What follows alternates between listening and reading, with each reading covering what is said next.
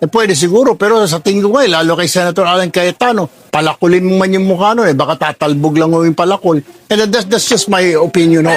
Hindi naman ako kabastusan, sorry po, pardon my French, ho. Pero yung sinasabi ko, sa sobrang kapal na ho ng mukha niya, ayaw niya mag-attend 2 days na. Ang nagsasuffer po yung taong bayan. That is the problem here.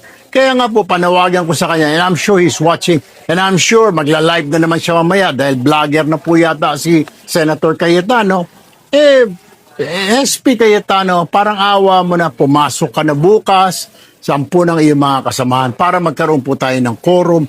Bago man lamang tayo magsinidi, ipakita po natin sa mga kababayan natin na mga senador tayo, professionals po tayo, wala po tayong ikang tinatago, hindi po tayo nagtatrabaho dito para sa ating mga sarili, para sa pamilya, para sa business interest ng ating pamilya, para sa grupo, political party, o para sa isang tao.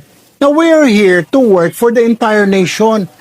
Kahit na po ikaw ay Duterte supporter, Marcos supporter, kung wala kang sinusuportahan, magtrabaho po tayo, gumawa tayo ng mga panukalang batas. Let us pass laws for the good of everyone.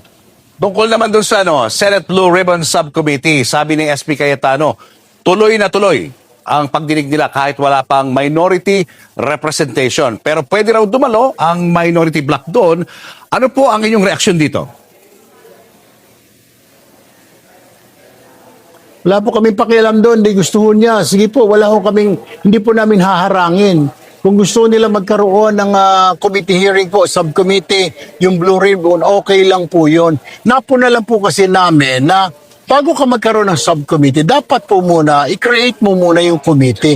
Hindi po nakikreate po yung mother committee. Well, na-create na nga si Senadora Cayetano nga po.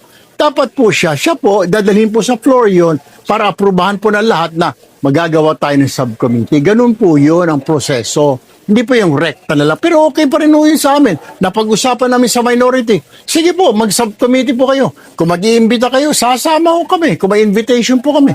Wala pa naman ho kami natatanggap na invitation na pwede po kami mag-attend sa Thursday ng subcommittee hearing po ng Blue Ribbon. So pwede pala yun, na hindi sila attend ng session, pero sa committee hearings, pwede sila umattend.